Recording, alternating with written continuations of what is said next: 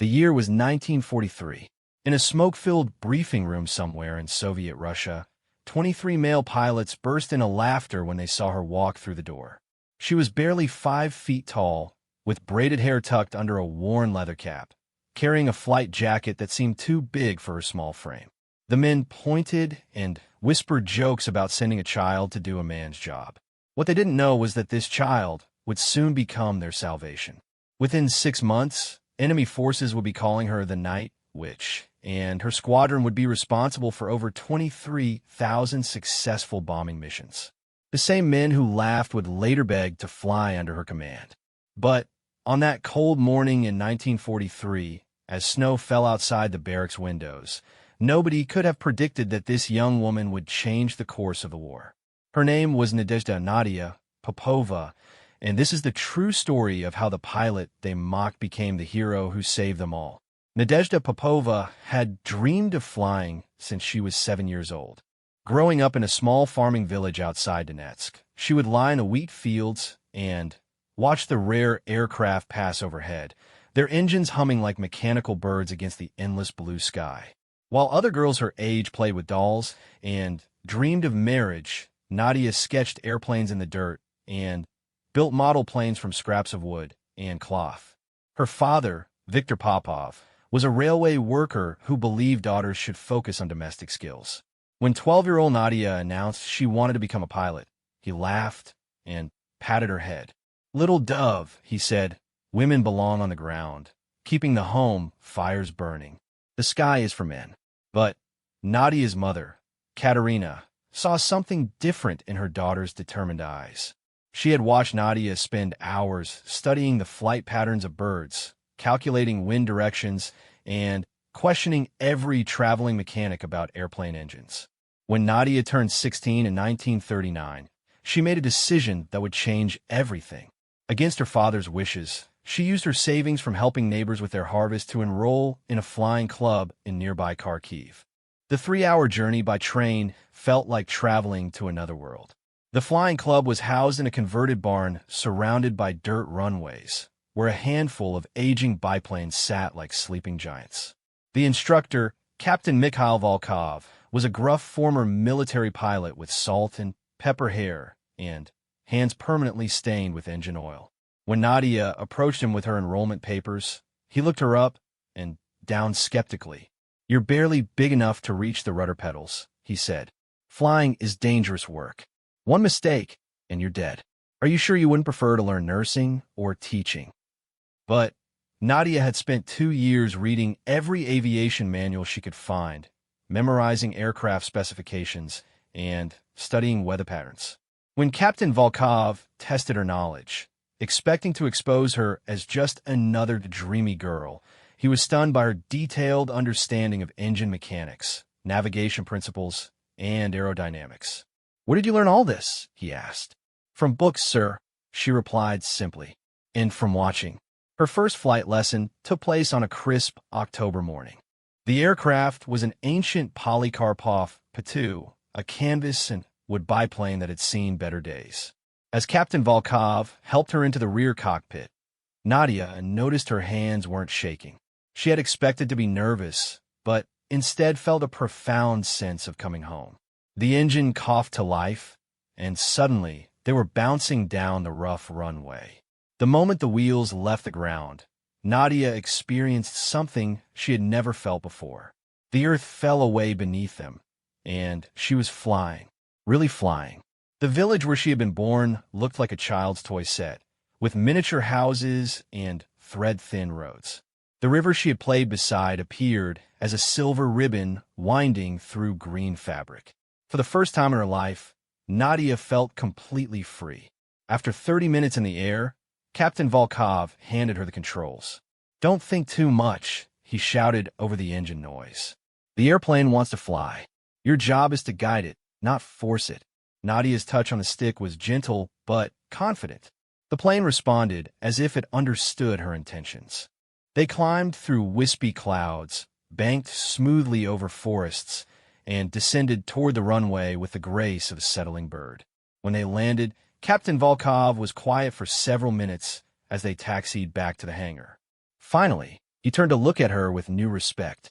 In 20 years of instruction, I've never seen anyone take to flying like that, he said. You have natural instincts that can't be taught. Don't let anyone tell you this isn't where you belong. Over the following months, Nadia threw herself into flight training with obsessive dedication. She arrived at the flying club before dawn and stayed until after sunset. She learned to navigate by stars, to read weather patterns and cloud formations, and to coax maximum performance from aging engines. The other students, all male, initially treated her as a curiosity. Some made crude jokes about women drivers. Others simply ignored her presence entirely. But Nadia's skills spoke louder than their prejudices. She mastered aerobatic maneuvers that left experienced pilots dizzy. She could land the temperamental P-2 in crosswinds that grounded other students. When the club's most reliable aircraft suffered engine failure during a training flight, it was Nadia who guided it to a safe emergency landing in a farmer's field, saving both the plane and her instructor. Word of the exceptional female pilot began to spread beyond the flying club. Local newspapers wrote small articles about the girl who flies like a man. Aviation officials from Kyiv came to observe her skills. Most importantly, her story reached Colonel Marina Raskova, a famous aviator who had caught Stalin's attention with her record-breaking flights across Russia.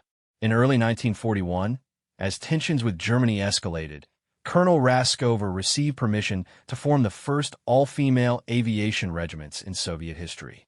She needed pilots who could handle the most dangerous missions, pilots who could fly outdated aircraft against superior enemy forces and somehow survive. When she reviewed the list of potential candidates, one name stood out: Nadezhda Popova from Donetsk. The recruitment letter arrived on a snowy February morning. Nadia's mother found it slipped under their door, bearing official military seals. Inside was an invitation to join the 588th Night Bomber Regiment, a unit that would soon become legendary across the Eastern Front. The letter explained that volunteers would fly obsolete aircraft on dangerous nighttime missions behind enemy lines. Casualty rates were expected to be extremely high. Nadia's father read the letter and immediately forbade her to respond. "This is madness," he said. "They want to send you to die in some fool's war. I won't lose my daughter to satisfy Stalin's delusions." But her mother took a different view. "If war comes to us," Katerina said quietly, "would you rather our daughter hide in the cellar or fight for our freedom?" The decision wasn't difficult for Nadia. Since childhood, she had known that flying was her destiny. Now her country needed her skills. 3 days later, she boarded a train to Engels, a remote town on the Volga River where the 588th Regiment was being formed. She carried a small suitcase containing 2 changes of clothes, her flight manuals, and a photograph of her parents. She had no idea that within 18 months, she would be involved in missions that would save thousands of Soviet lives, that enemy forces would nickname her unit the Night Witches, or that the men who initially dismissed her would come to regard her as one of the most formidable pilots on the Eastern Front. All she knew was that she was finally going where she belonged, into the sky, where battles were won by skill, courage, and determination rather than by gender or prejudice. As the train pulled away from the station, carrying her toward an uncertain future, Nadia pressed her face to the window and watched her village disappear into the distance. She would not see home again for 3 years, but she would return as a decorated war hero, a legend among aviators, and living proof that dreams pursued with enough determination can overcome any obstacle, including the laughter of those who lack imagination. The train journey to Engels took 4 days through a landscape growing increasingly militarized. At every station, Nadia saw troops boarding trains headed west toward the German border. Conversations in the passenger cars centered on whether Hitler would actually dare attack the Soviet Union. Most passengers believed the non-aggression pact would hold. Nadia wasn't so sure. She had read enough history to know that ambitious men rarely honored their promises when conquest beckoned. Engels Air Base looked like organized chaos when she arrived in March 1941. Hundreds of young women from across the Soviet Union were converging on the remote facility. Some came from flying clubs like Nadia. Others were mechanics, navigators, or radio operators volunteering for aviation duty. A few had never seen an airplane up close, but possessed mechanical aptitude or academic credentials that caught Colonel Raskova's attention. The barracks were converted horse stables that reeked of disinfectant and old hay. Each woman received a narrow cot, a footlocker, and a uniform designed for men. Nadia's flying suit hung on her like a tent. While the boots were so large, she had a stuffed newspaper in the toes to make them wearable. "We look like children playing dress-up," laughed Tamara Pamyatnik, a navigator from Moscow who became Nadia's closest friend during training. Colonel Marina Raskova commanded respect from the moment she entered the briefing room. She was a small, sharp-eyed woman who had navigated the Arctic in open cockpits and survived crashes that would have killed most pilots. "Ladies," she announced to the assembled volunteers, "you are here because your country needs you to do something no women have ever done before. You will fly combat missions against the most powerful military machine in history. Many of you will die. Those who survive will prove that courage and skill matter more than gender." Training began immediately and proved more grueling than anything Nadia had experienced. They woke at 4 a.m. for calisthenics, followed by 8 hours of flight instruction. Then, evening classes in navigation, meteorology, aircraft maintenance, and military tactics. The aircraft they would fly in combat were Polikarpov Pa-2s, the same type Nadia had learned on, but these were even more antiquated. Originally designed for training and crop dusting, they had maximum speeds of 94 miles per hour and carried only 880 pounds of bombs. The inadequacy of their equipment became apparent during their first formation flights. German Messerschmitt fighters could fly 3 times faster than the Pa-2. Their wooden and canvas construction meant a single enemy bullet could set them ablaze. The planes had no radio communications, no armor plating, and no defensive weapons. Worst of all, they made so much noise that enemy ground forces could hear them coming from miles away. "How are we supposed to survive in these flying coffins?" asked Klavdia Fomicheva, a pilot from Stalingrad who had been skeptical about the program from the beginning. Major Brushanskia, their squadron commander, answered bluntly, "By being smarter than the enemy. We can't outrun them or outgun them, so we'll outthink them. We'll fly at night when their fighters are grounded. We'll fly so low their radar can't track us. And we'll hit them where they least expect it." The tactics they developed were born of desperation, but proved surprisingly effective. They would approach targets at night, flying barely 50 feet above the ground, using moonlight and landmark navigation to find German supply convoys, ammunition depots, and troop concentrations. The Pa-2's slow speed, normally a liability, became an advantage during bombing runs because pilots could accurately place their small bomb loads on precise targets. Nadia quickly distinguished herself during training exercises. While other pilots struggled with night navigation, she seemed to have an intuitive sense of direction in darkness. Her bombing accuracy was exceptional, consistently placing practice bombs within 10 meters of designated targets. Most importantly, she remained calm under pressure, a trait that would prove crucial during actual combat. By June 1941, the 588th Regiment was approaching combat readiness when catastrophe struck the Soviet Union. On June 22nd, Operation Barbarossa launched as 3 million German soldiers crossed the border in the largest military invasion in history. Within days, the Luftwaffe had destroyed most of the Soviet Air Force on the ground.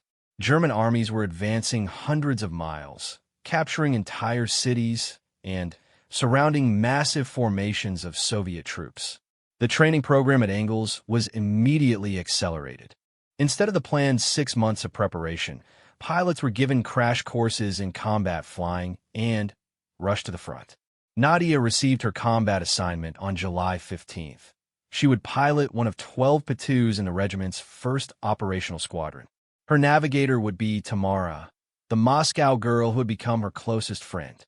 Their first mission briefing took place in a tent camouflaged among birch trees outside Smolensk. Major Brushanskia spread maps across a folding table and pointed to a railroad junction 20 miles behind German lines. Intelligence reports indicate the enemy is moving ammunition trains through this hub every night, she explained. Your job is to destroy the locomotive repair facility and disrupt their supply chain. The reality of combat hit Nadia as she walked toward her aircraft in the pre-dawn darkness. This wasn't training anymore. Real bullets would be fired at her. Real bombs would explode below her. If she made a mistake, she and Tamara would die in flames over enemy territory. For the first time since childhood, she felt genuinely afraid. The two felt different as they taxied toward takeoff. The additional weight of bombs and fuel changed its handling characteristics. The engine sounded rougher than during training flights. But as the wheels left the ground and they climbed into the star-filled sky, Nadia's nervousness transformed into focused concentration. She had trained for this moment. She was ready. Flying at night over enemy territory was like navigating through a deadly maze. German searchlights swept the sky, creating cones of brilliant light that could blind pilots and reveal their positions to anti-aircraft gunners. Tracer bullets created streams of colored fire arcing through the darkness. The sound of distant explosions carried for miles through the thin air. They approached the target flying at 200 feet, using a river as their navigation reference. Tamara whispered directions through the speaking tube that connected their cockpits. Railway yard 2 kilometers ahead. Turn left 5 degrees. Target in sight. Below them, Nadia could see German soldiers moving around the repair facility, tiny figures illuminated by work lights. The bombing run itself took less than 30 seconds, but those seconds felt like hours. Nadia lined up on the largest building, compensated for wind drift, and released their 4 small bombs in sequence. The explosions below seemed pitifully inadequate compared to the size of the target, but they had done their job. Secondary explosions indicated they had hit stored fuel or ammunition. The return journey proved more dangerous than the approach. German fighters had been scrambled and were hunting for the raiders. Anti-aircraft guns threw up walls of flak that lit the sky like deadly fireworks. Twice they had to dive to treetop level to avoid searchlight beams. Once a Messerschmitt passed directly overhead, so close that Nadia could see the pilot's helmet in his cockpit. They landed at their forward base just as dawn was breaking, their aircraft riddled with small holes from ground fire. Other crews were also returning, some with wounded navigators, others with engines running rough from battle damage. 2 aircraft didn't return at all. The war had claimed its first victims from the 588th Regiment. During debriefing, intelligence officers questioned each crew about their observations. Damage assessment photographs taken by high-altitude reconnaissance flights would later confirm that the night raid had been more successful than anyone expected. The railroad junction was completely destroyed, forcing German supply convoys to detour through mountain roads that added days to their journey times. But success came at a price that became clear over the following weeks. The 588th Regiment flew missions every clear night, often multiple sorties by the same crews. Casualty rates were appalling. By September, half of the original pilots had been killed, captured, or severely wounded. Replacement crews arrived weekly, many with minimal training and no combat experience. Nadia survived because she combined natural flying ability with careful mission planning and a measure of luck that couldn't last forever. She learned to read weather patterns that could hide their aircraft in cloud layers. She memorized German anti-aircraft positions and developed flight paths that minimized exposure to enemy fire. Most importantly, she never became overconfident or took unnecessary risks. As autumn turned to winter, the nature of their missions evolved. Instead of hitting strategic targets behind enemy lines, they were increasingly called upon to provide close air support for desperate Soviet ground forces. German armies had reached the outskirts of Moscow, Leningrad was under siege, and the survival of the Soviet Union hung in the balance. It was during this period that enemy forces began to notice the small, slow aircraft that appeared every night like clockwork. German soldiers nicknamed them Nachthexen, night witches because of the eerie whistling sound their fabric-covered wings made when diving toward targets. The name was intended as an insult, but the women of the 588th Regiment adopted it proudly. By December 1941, Nadia had flown over 100 combat missions and had been promoted to flight leader. She had survived longer than most pilots lasted in the regiment, and her expertise was desperately needed to train replacement crews. But the hardest battles still lay ahead, and the enemy was developing new tactics specifically designed to counter the Night Witches' unconventional warfare methods. Winter 1942 brought the war's most desperate period. German forces had penetrated deep into Soviet territory, capturing millions of prisoners and threatening both Moscow and Stalingrad. The 588th Regiment found itself operating from improvised airfields that were nothing more than cleared fields with hastily constructed fuel dumps hidden in nearby forests. Living conditions were primitive beyond imagination. The pilots slept in dugouts covered with canvas, heated by tiny wood-burning stoves that provided more smoke than warmth. Nadia had been flying combat missions for 6 months when she encountered her first serious mechanical emergency. During a bombing run against a German supply convoy near Kalinin, her P-2's engine began missing badly at 3,000 feet. Black smoke poured from the exhaust, and the aircraft started losing altitude despite her attempts to maintain level flight. Tamara, monitoring their position in the rear cockpit, calculated they were still 15 miles from friendly territory. Engine failure over enemy lines was usually a death sentence for night witch crews. The P-2 couldn't maintain altitude on a damaged engine, and emergency landings behind German lines meant certain capture or execution. But Nadia had spent hundreds of hours studying her aircraft systems and knew capabilities that weren't in any manual. She reduced power to an absolute minimum, sacrificing airspeed for altitude conservation, and began a gradual gliding descent towards Soviet positions. The journey back took 45 minutes of careful engine management and precise navigation. German searchlights picked them up twice, forcing Nadia to dive toward the ground and risk tree strikes to avoid anti-aircraft fire. The engine finally seized completely when they were 3 miles from their base, but they had enough altitude to glide to a crash landing in a frozen field. Both women survived with minor injuries, and Nadia's handling of the emergency became a case study taught to new pilots arriving at the regiment. By spring 1942, the German military had developed specific countermeasures against night witch tactics. They stationed fighter aircraft at forward airfields with orders to hunt the slow bombers. They created overlapping anti-aircraft gun positions around high-value targets. Most dangerously, they began using their own obsolete aircraft as night fighters, planes slow enough to engage the P-2s in combat. The regiment's tactics evolved in response to these threats. Instead of flying individually to targets, pilots began operating in formations of 3 or 4 aircraft. While 2 planes approached from different directions to confuse German defenses, a third would attack from an unexpected angle. The 4th aircraft served as backup in case one of the primary attackers was shot down. Nadia was promoted to squadron leader in May 1942, making her responsible for training new pilots and planning missions for 12 aircraft. The promotion came after her original squadron commander was killed during a raid on German airfields near Smolensk. At 21, Nadia was now leading pilots who were sometimes older and more experienced than herself, but her combat record earned their respect. The summer of 1942 brought the Battle of Stalingrad, a turning point that would determine the war's outcome. German forces were attempting to capture the strategic city on the Volga River, while Soviet defenders fought for every street and building. The 588th Regiment was relocated to forward bases near the battlefield, where they flew multiple missions per night in support of ground forces. Flying over Stalingrad was unlike anything the Night Witches had experienced before.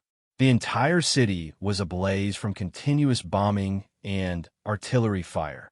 Smoke columns rose thousands of feet into the air, creating turbulence that tossed the small aircraft like toys. Anti-aircraft fire was so intense that the sky looked like a fireworks display, with tracers crossing in every direction and shell bursts creating deadly flowers of light. During one memorable mission in August, Nadia's formation was tasked with bombing German artillery positions that were shelling Soviet forces trapped in the factory district. Intelligence reports indicated that 3 heavy guns were positioned in a park near the city center, protected by multiple anti-aircraft batteries and a company of infantry. The approach to the target required flying through the heart of the battle zone. As they descended to bombing altitude, Nadia could see German and Soviet soldiers fighting in the streets below, muzzle flashes winking like fireflies in the rubble. The sound of gunfire was audible even over their engines. Smoke from burning buildings reduced visibility to a few hundred yards.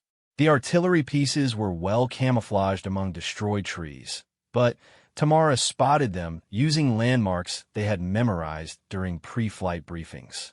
Nadia lined up for the bombing run just as German searchlights found them, creating a brilliant cone of light that revealed their aircraft to every enemy gunner in the area. Anti-aircraft shells began exploding around them immediately, creating shock waves that threw the P-2 violently from side to side. Instead of aborting the attack, Nadia continued toward the target while enemy fire increased to desperate intensity. Tracers passed so close to their cockpit that she could feel the heat. Shell fragments punctured their wings in dozens of places. But they held course until the bombs were released, then dove toward the ground at maximum speed to escape the searchlight beams. The bombs found their target. All 3 German artillery pieces were destroyed in the attack, eliminating a major threat to Soviet ground forces. But the price was severe. 1 aircraft in Nadia's formation was shot down during the withdrawal, killing both crew members instantly. Another was so badly damaged that it crashed on landing, though both women survived with serious injuries. These losses were typical of the casualties the regiment suffered during the Stalingrad campaign. By October 1942, the unit had been rebuilt 3 times with replacement crews. Of the original pilots who had trained at Engels, only Nadia and a handful of others remained alive and flying. The psychological strain was enormous, but they continued flying because they understood the stakes. If Stalingrad fell, Germany would control the Volga River, and the war might be lost. The breakthrough came in November when Soviet forces launched Operation Uranus, a massive counterattack that surrounded the German Sixth Army in Stalingrad. The Night Witches played a crucial role in the operation by conducting harassment raids that prevented German forces from sleeping or maintaining normal supply operations. Flying up to 8 missions per night, they attacked everything from ammunition dumps to command posts to vehicle parks. Nadia's most significant contribution to the Stalingrad victory came during a mission in December 1942. German forces were attempting to break out of the encirclement by concentrating their remaining tanks for a desperate assault on Soviet positions. Intelligence reports indicated that over 50 German tanks were assembled in a village called Kotelnikovo, preparing for an attack that could shatter the Soviet ring around Stalingrad. The target was heavily defended by anti-aircraft guns and fighter aircraft, making daylight attacks suicidal. But the tanks had to be stopped before they could break through Soviet lines. The mission was assigned to the 588th Regiment with orders to attack regardless of casualties. Success was more important than survival. Nadia planned the raid carefully, studying aerial photographs and intelligence reports for hours before takeoff. She identified the most vulnerable approach routes, calculated timing that would avoid German fighter patrols, and developed contingency plans for different types of enemy reactions. Most importantly, she selected crews with the experience and nerve necessary for such a dangerous mission. The attack took place during a snowstorm that provided natural concealment, but made navigation extremely difficult.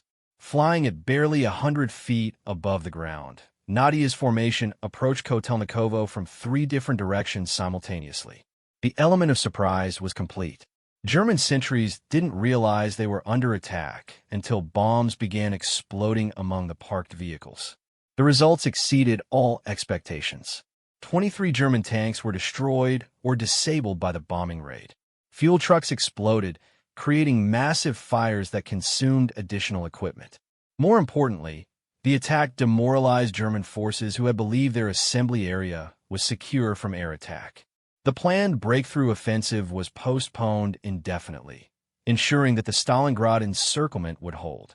The success at Kotelnikovo marked a turning point for both the battle and for recognition of the Night Witch's capabilities. Soviet newspapers began writing articles about the female pilots who flew obsolete aircraft against impossible odds and somehow achieved victory. Military commanders who had initially dismissed them as a publicity stunt now requested their services for critical missions. By early 1943, the German garrison at Stalingrad had surrendered, marking the beginning of Germany's long retreat across Eastern Europe. The 588th Regiment had flown over 3,000 combat missions during the campaign, more than any other bomber unit in the Soviet Air Force. 23 pilots and navigators had been killed, but their sacrifices had contributed to one of the most decisive victories in military history. Nadia had personally flown 157 missions over Stalingrad, more than any other pilot in the regiment. She had been shot down twice, wounded once, and decorated 3 times for exceptional courage under fire. But more importantly, she had proven that determination and skill could overcome any disadvantage, including obsolete equipment, overwhelming enemy forces, and the prejudices of those who believed women couldn't succeed in combat. As 1943 began, the war was entering a new phase. German forces were retreating, but they remained dangerous and well-equipped. The Night Witches would be needed for many more missions before final victory was achieved. For Nadia, the most challenging period still lay ahead, when enemy forces would make their most determined attempts to eliminate the small aircraft that had become such an unexpected threat to their operations. Spring 1943 brought new challenges as German forces, stung by their defeats at Stalingrad and elsewhere, began implementing sophisticated countermeasures specifically designed to neutralize the Night Witches. The Luftwaffe had studied Soviet night bombing tactics and concluded that the slow P-2s were vulnerable to coordinated attacks by fast fighters equipped with special radar equipment.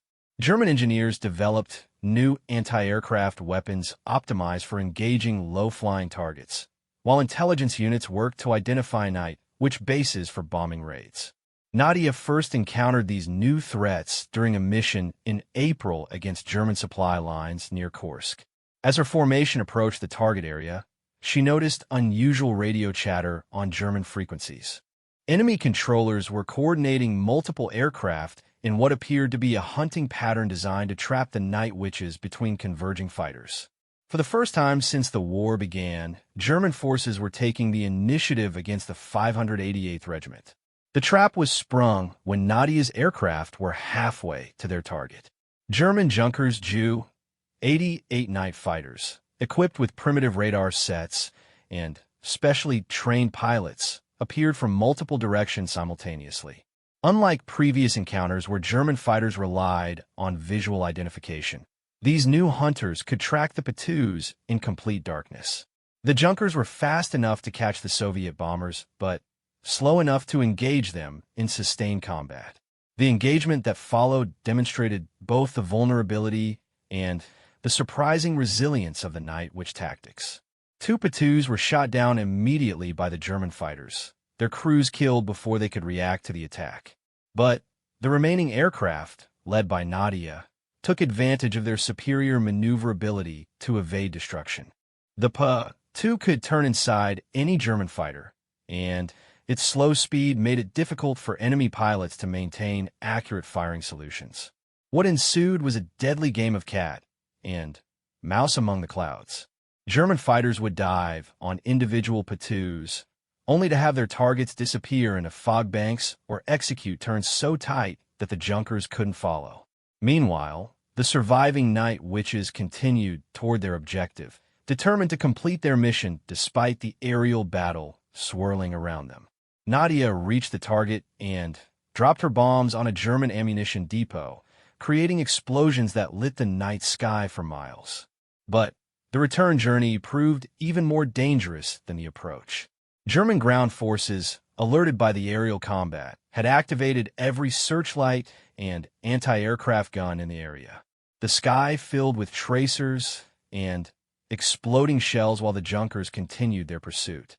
Only 5 of the 8 Patus that had departed on the mission returned to base. The casualties represented the highest single mission losses the 588th Regiment had suffered since its formation. More ominously, it was clear that German forces were developing effective countermeasures against night witch operations. The period of easy victories was ending. Colonel Raskova called an emergency meeting of squadron commanders to address the new German tactics. Intelligence reports indicated that the Luftwaffe was establishing specialized night fighter units at airfields across the Eastern Front. These squadrons were equipped with modified aircraft and pilots trained specifically to hunt Soviet night bombers. "The enemy is learning to fight us effectively," Raskova admitted. "We must learn to fight them better." The regiment's tactical evolution began immediately.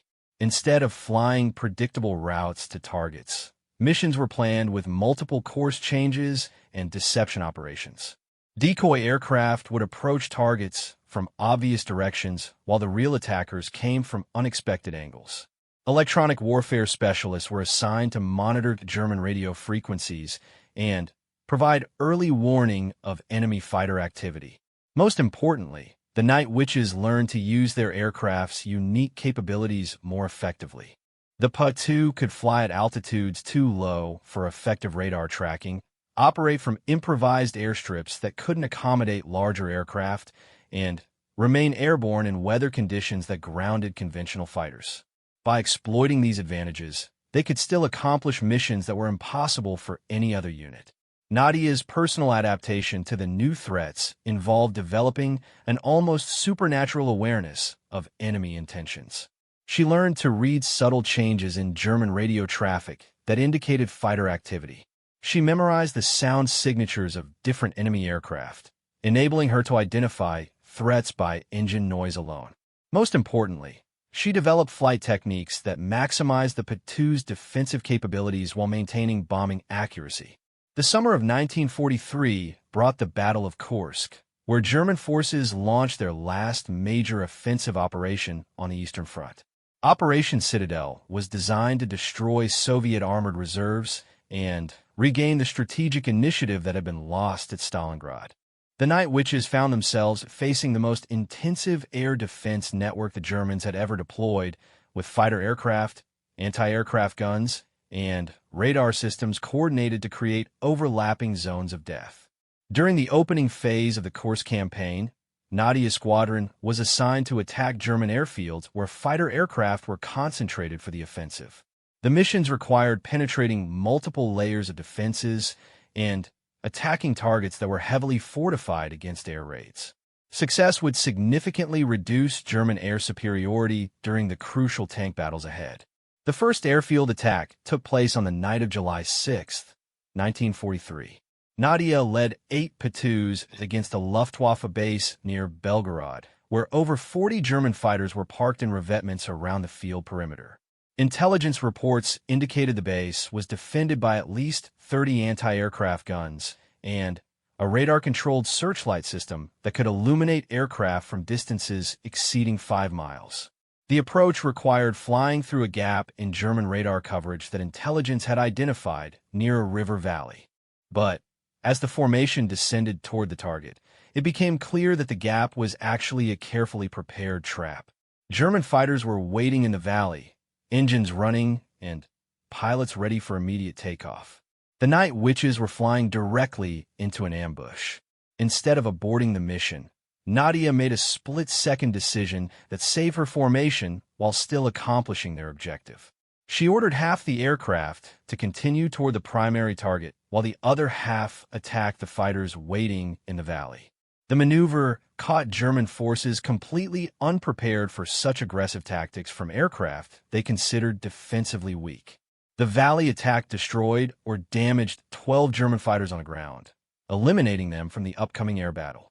Meanwhile, the other Pa-2s successfully bombed the main airfield, destroying fuel storage tanks and ammunition bunkers that had taken months to construct.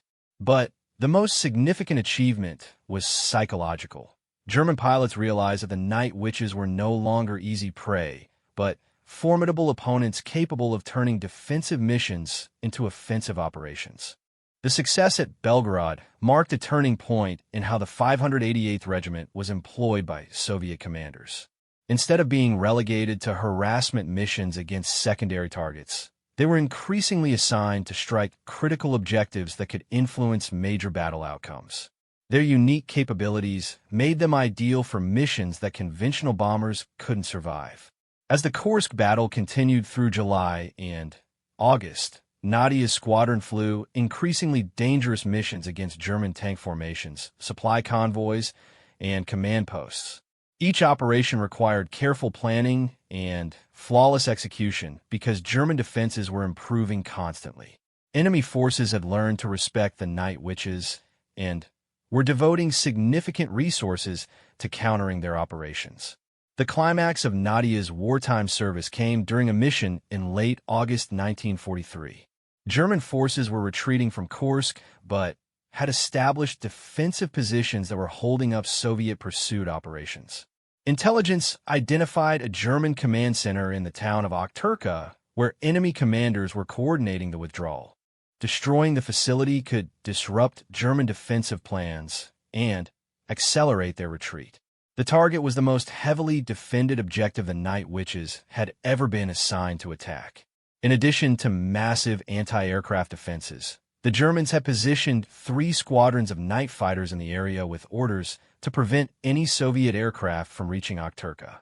Previous reconnaissance flights had been shot down before getting within 10 miles of the target. Nadia volunteered to lead the mission personally, knowing that her experience and skill would be crucial for success. She selected 7 other crews based on their combat records and ability to fly in formations under extreme conditions. The planning process took 3 days, with every aspect of the operation analyzed and rehearsed repeatedly.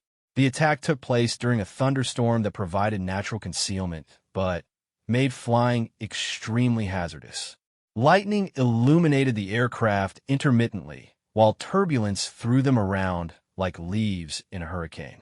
Navigation was almost impossible, but Nadia used railroad tracks and river valleys to guide the formation toward their target despite the weather conditions.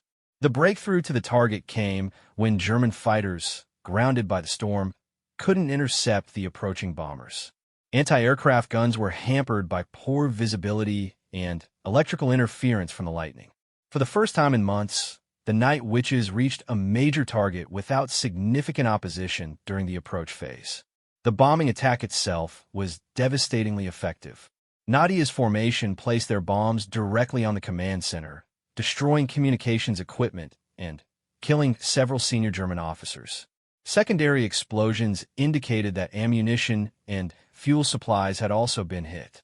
Most importantly, German defensive coordination collapsed immediately after the raid, enabling Soviet ground forces to break through enemy lines and resume their advance.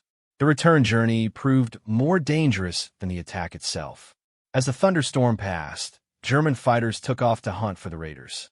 Night fighter units from 3 different airfields converged on the area where the Night Witches were estimated to be flying. Radio intercepts revealed that German commanders had authorized their pilots to pursue the bombers regardless of fuel limitations or weather conditions. The running battle that followed lasted over an hour and covered more than 100 miles. German Junkers and Messerschmitts attacked repeatedly, forcing the P-2s to dive to treetop level and use every defensive maneuver their pilots had learned during 2 years of combat. 3 Soviet aircraft were shot down during the chase, but the survivors managed to reach friendly territory by flying through mountain valleys where German fighters couldn't follow effectively. Nadia landed at her base with her aircraft so badly damaged that it was immediately written off as unrepairable. Bullet holes perforated every surface, control cables were severed, and the engine was running on 3 cylinders. But she and Tamara were alive, and their mission had succeeded beyond all expectations. The German command structure in the sector never recovered from the August raid, contributing significantly to the Soviet breakthrough at Kursk. By September 1943, the 588th Regiment had been redesignated as the 46th Guards Night Bomber Aviation Regiment in recognition of their exceptional service record. The promotion came with new aircraft, improved Patus with better equipment, and official acknowledgement that the Night Witches had become one of the most effective units in the Soviet Air Force. Nadia had flown 243 combat missions, more than any other pilot in the regiment except for one veteran who had started flying 6 months earlier. She had been shot down 4 times, wounded twice, and decorated 7 times for heroism under fire. But more significantly, she had helped develop tactics and techniques that enabled obsolete aircraft to achieve victories against superior enemy forces. As 1943 ended with German forces in full retreat across the Eastern Front, it was clear that the Night Witches had not only survived their trial by fire, but had emerged as a legendary unit whose exploits would be remembered long after the war ended. For Nadia, personally, the most challenging period was ending, but the final phase of the conflict would test her skills and courage in ways she couldn't yet imagine. The final phase of the war brought both triumph and tragedy for the Night Witches. As 1944 began, German forces were retreating across Eastern Europe, but they remained dangerous opponents capable of inflicting severe casualties on pursuing Soviet forces. The 46th Guards Regiment found itself flying missions deep into German-occupied territory, striking targets in Poland, Romania, and eventually Germany itself. Nadia entered this final period as a squadron commander with unprecedented authority and responsibility. At 23, she was leading combat operations that involved dozens of aircraft and hundreds of personnel. The young woman who had been laughed at by male pilots was now planning missions that senior military commanders relied upon for strategic intelligence and tactical support. The spring offensive of 1944 required the Night Witches to adapt once again to changing circumstances. As Soviet ground forces advanced rapidly westward, the regiment had to relocate constantly to keep pace with the front lines. Airfields that had been their homes for months were abandoned as the battle zone moved beyond the range of their aircraft. Living conditions became even more primitive as they operated from hastily prepared strips carved out of farmland and forest clearings. During this period, Nadia encountered a personal crisis that tested her commitment to the war effort. Tamara Pamiatnik, her navigator and closest friend since training, was killed during a mission over Romania in March 1944. Their aircraft was hit by anti-aircraft fire while attacking a German supply depot near Bucharest. Tamara died instantly from shrapnel wounds, while Nadia managed to crash land the burning Patu in a field behind Soviet lines. The loss devastated Nadia more than any previous combat experience. Tamara had shared every mission, every danger, and every victory during 3 years of war. They had developed an almost telepathic understanding that enabled them to execute complex maneuvers without verbal communication. More than a crewmate, Tamara had been the sister Nadia never had, and the one person who understood completely what it meant to be a woman fighting in a man's war. For 2 weeks after Tamara's death, Nadia was grounded by order of the regiment commander, who was concerned about her emotional state and fitness for combat flying. She spent the time in a tent beside the runway, reading letters from home and watching other crews depart on missions she should have been leading. The enforced inactivity was almost worse than the grief because it gave her time to think about all the friends and comrades who had died during 3 years of combat. Recovery came gradually through the support of other Night Witch veterans who had suffered similar losses. They reminded Nadia that the best way to honor Tamara's memory was to continue flying and fighting until victory was achieved. They also pointed out that her experience and skills were desperately needed by new crews who arrived weekly with minimal training and no combat experience. When Nadia returned to flying status in April 1944, she was assigned a new navigator named Yelena Kolkova, an 18-year-old from Leningrad who had survived the terrible siege of that city. Yelena was technically competent, but lacked the combat experience that had made Tamara such an effective partner. Nadia found herself not only flying missions, but constantly teaching Yelena the survival techniques that could mean the difference between life and death over enemy territory. The adjustment period was difficult for both women. Yelena was intimidated by Nadia's reputation and afraid of making mistakes that could get them both killed. Nadia was impatient with Yelena's inexperience and found herself comparing everything the younger woman did to Tamara's superior performance. Several missions ended with both women barely speaking to each other, a dangerous situation for a crew that depended on perfect coordination. The breakthrough in their partnership came during a mission over Budapest in May 1944. Hungarian and German forces had established a defensive line along the Danube River that was holding up the Soviet advance toward Austria. The Night Witches were assigned to attack a bridge complex that was crucial for German supply operations.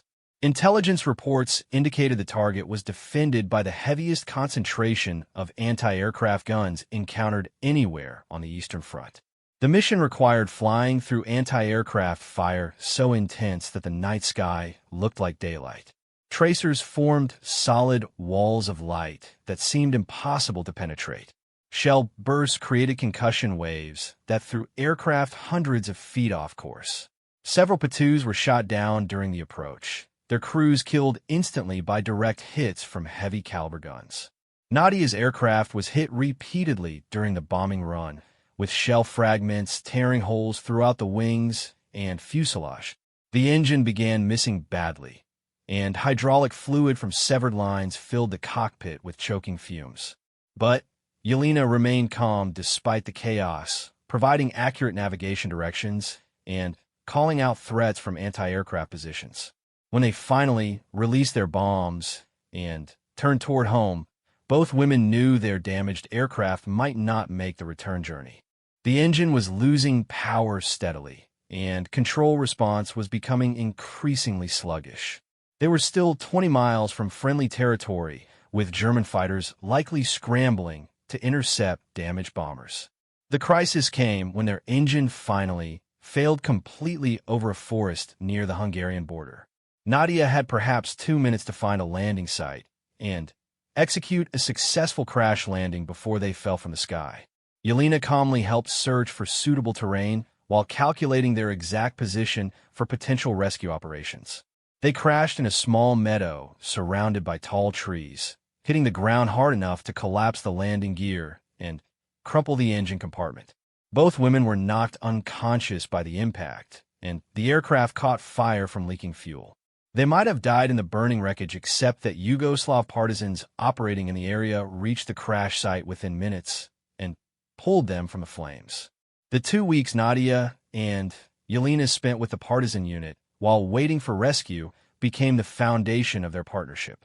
Hiding in mountain caves and forest camps, they learned to depend on each other for survival in ways that transcended their aircrew relationship.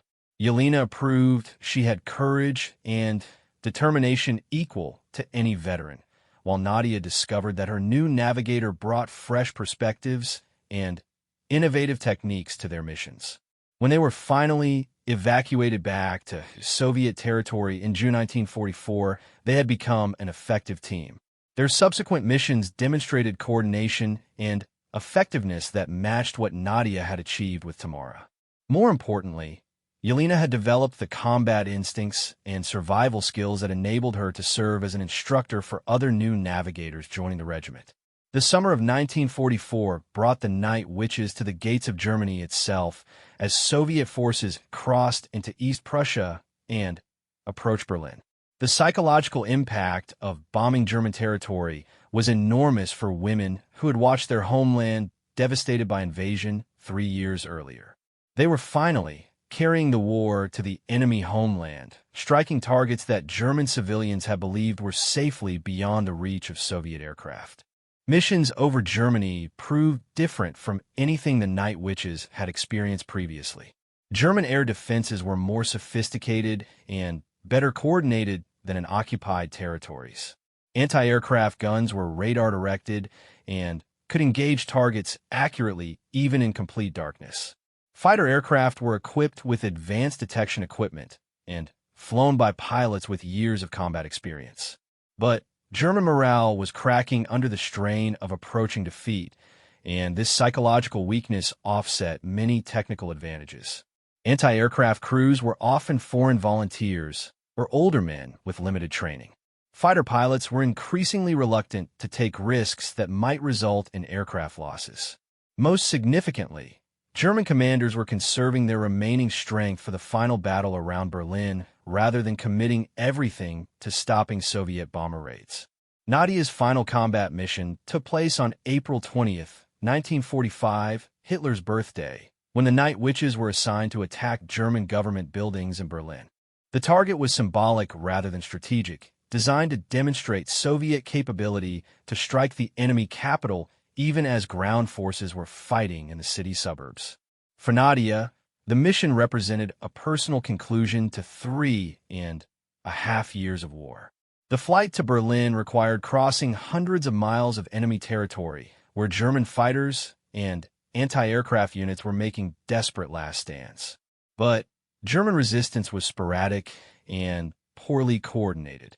Many defensive positions had been abandoned as troops were withdrawn to defend Berlin itself. The few interceptors that rose to challenge the Night Witches were easily evaded by pilots with years of experience in combat flying. Berlin itself was a shocking sight from the air.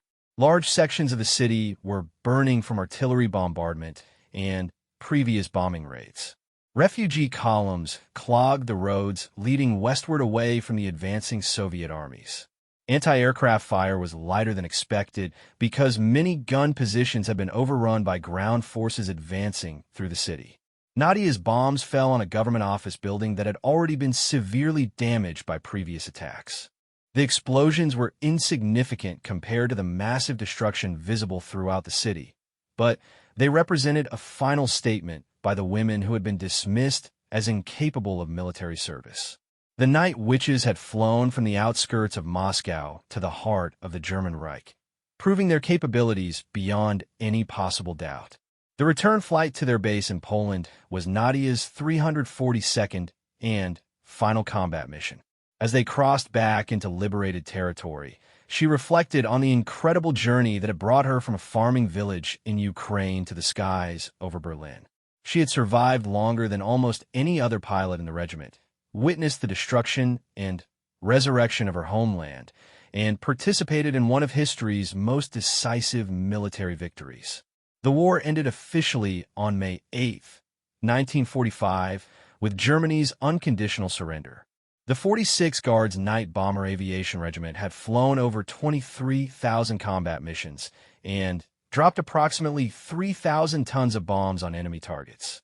24 regiment members had been awarded the Hero of the Soviet Union, the nation's highest military decoration. 38 had been killed in combat, a casualty rate that was remarkably low considering the dangerous nature of their operations. Nadia personally received the Hero of the Soviet Union award in a ceremony in Moscow attended by senior government officials and military commanders. The citation recognized her exceptional courage, outstanding flying skills, and inspirational leadership during 342 combat missions against enemy forces. More significantly for Nadia, the award represented official recognition that women could serve with distinction in any military role regardless of traditional prejudices. The transition to peacetime proved difficult for many Night Witch veterans.